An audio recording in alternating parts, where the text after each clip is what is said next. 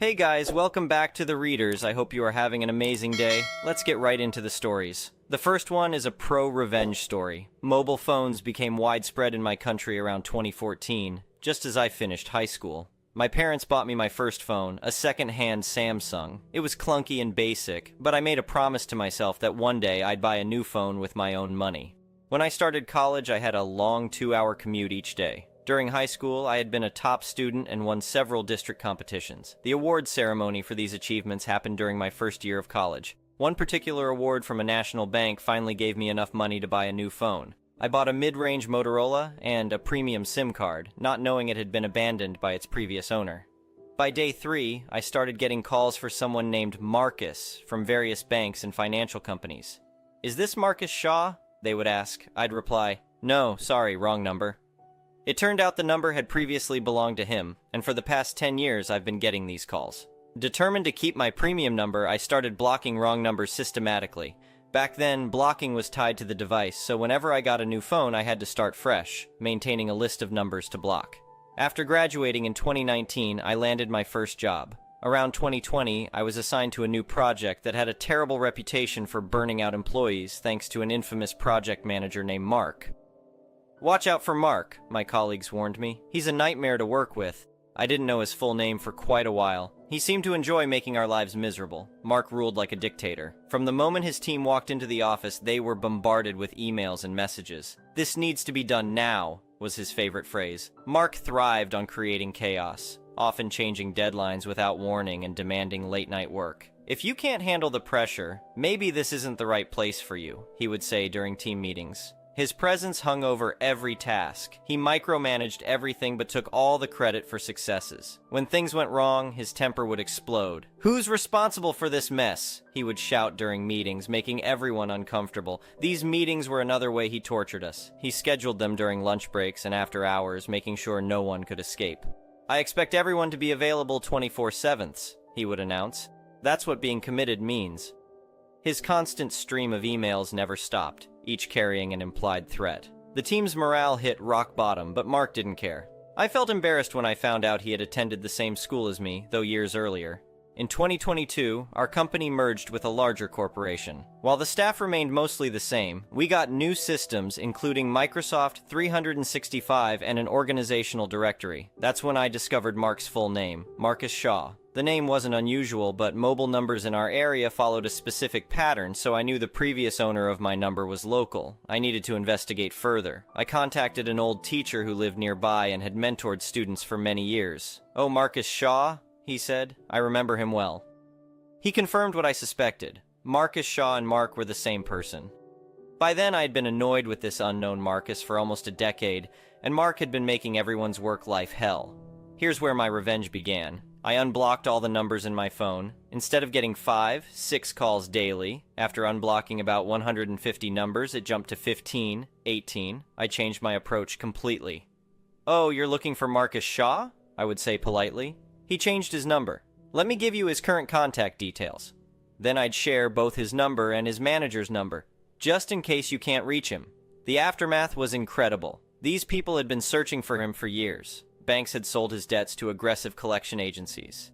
"Do you know how long we've been trying to find Mr. Shaw?" one collector told me. It came out that he had taken loans using family members' names, his wife, parents, relatives, all linked to this same number. He was dodging credit card debt and loans worth over $200,000, a massive amount in our country. He had nearly 20 legal cases against him, but no one could track him down.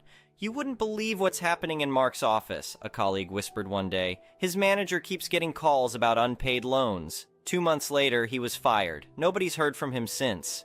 The next one is an entitled people's story. I worked at this manufacturing company for over 20 years as their IT manager. When I started in the early 2000s, they had basically nothing, just a few old computers running Windows 98. Over the years, I built their entire IT infrastructure from scratch. I created custom software systems to manage inventory, scheduling, payroll, everything. I maintained all the servers, networks, and security myself. The company grew from a small local operation to doing millions in revenue, largely thanks to the systems I put in place. I never asked for huge raises or bonuses. I was happy with my modest salary because I enjoyed the work and felt appreciated by the original owner, Bob. But when Bob retired in 2021, his son Kevin took over. Kevin was one of those MBA types who thought he knew everything better than everyone else.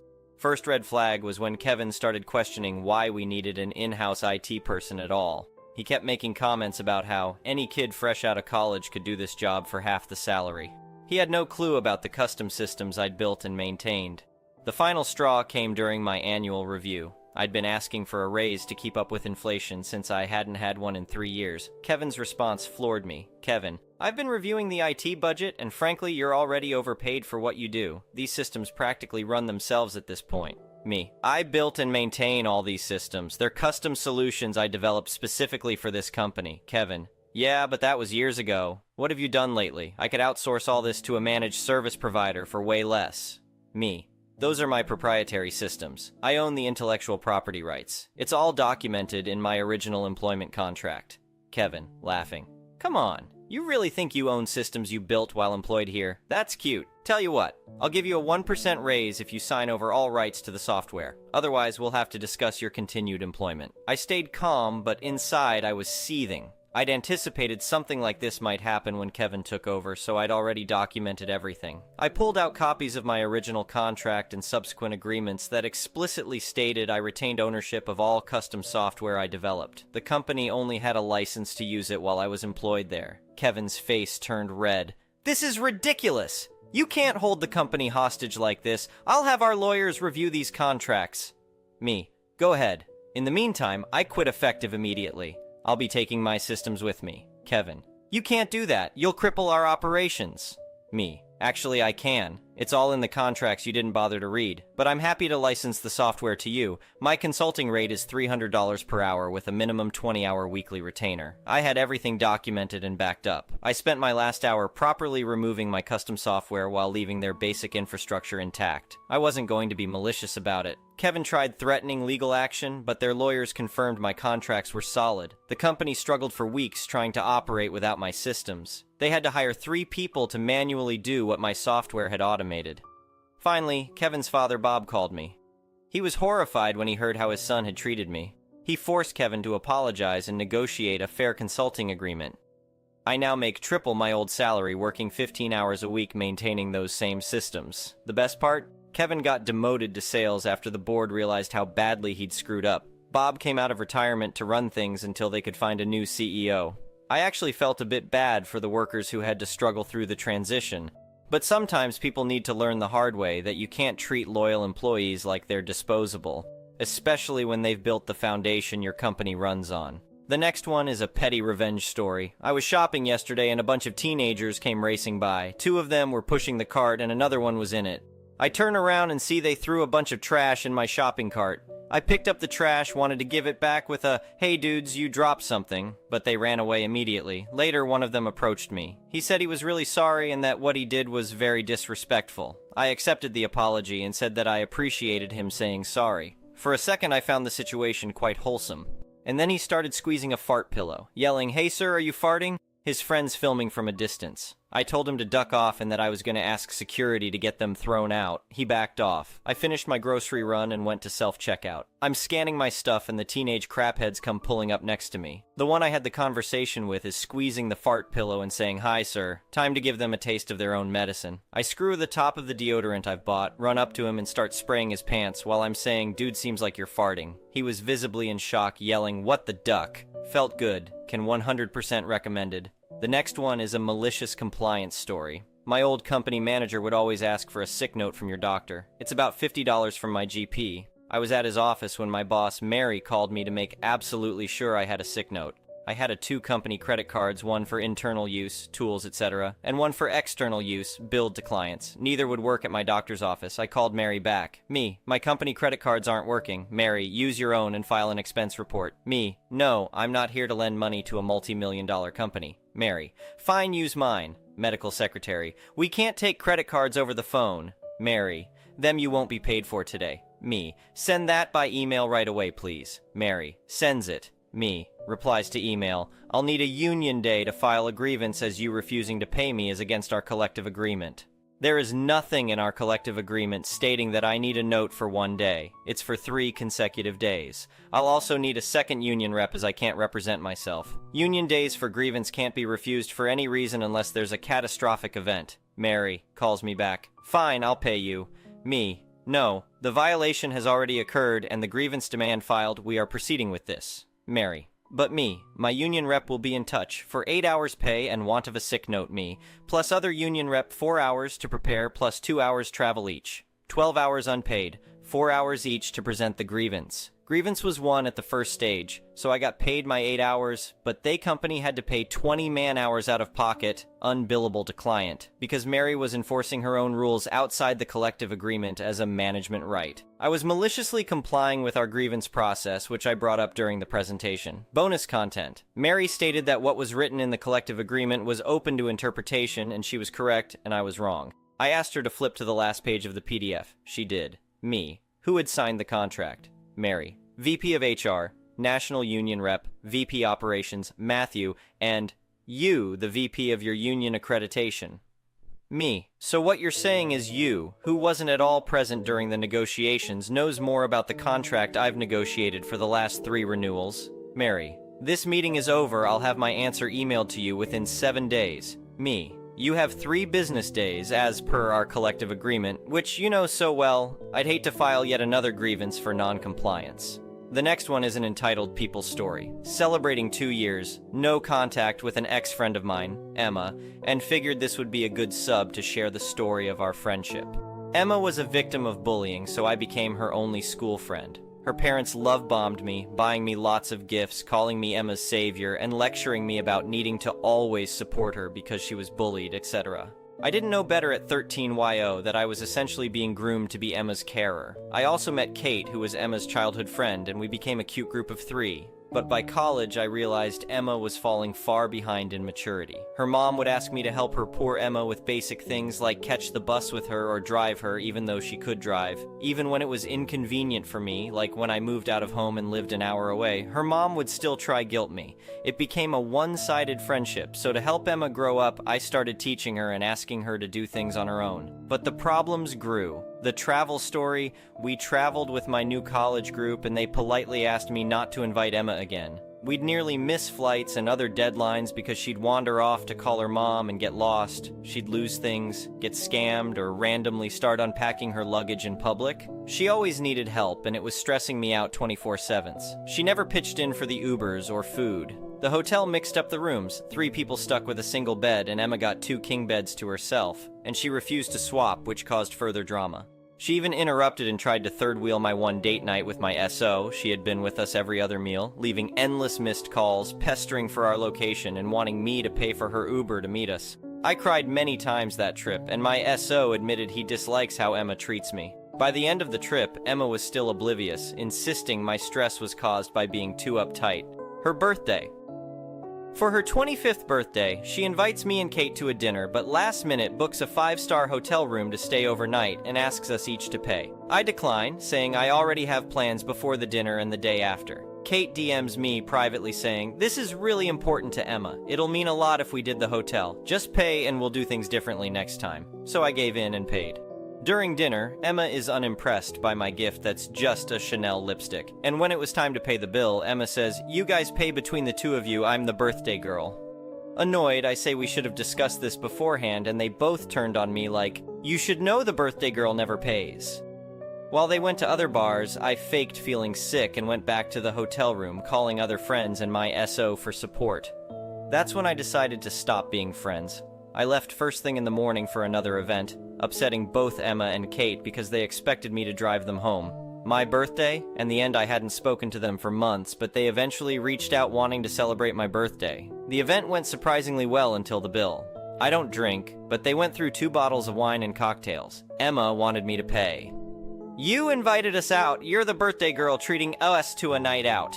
Hypocrite! And they're the ones who asked me out. We eventually agreed to pay food 3 ways and they pay for their own drinks. But Kate's card declined and Emma never pays, so she forgot her PIN. I ended up paying. Kate transferred me immediately, but Emma didn't. And so began the final chapter. For weeks, Emma kept dodging my questions to pay me back for dinner and some concert tickets she also owed. I even sent my bank details again and started giving deadlines like, please have this done by tomorrow. Her responses would be like, hey, how was your weekend? Or just leaving me on read. The audacity. I eventually called Emma asking why she can't pay me back. She admits she doesn't know how to transfer money. We walked through it together, but she never makes the payment. I chased her up again on text and I'm left on red.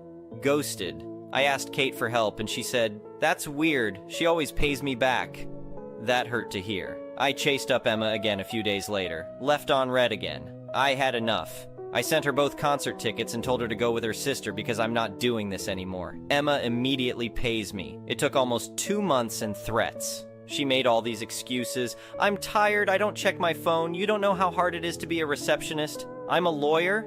You expect so much from me. This outburst has come out of nowhere. I can't believe you're punishing me, etc. I sent her a long text about everything I had bottled up, including the travel story, her birthday, my birthday, being taken for granted, etc., and then I asked for space.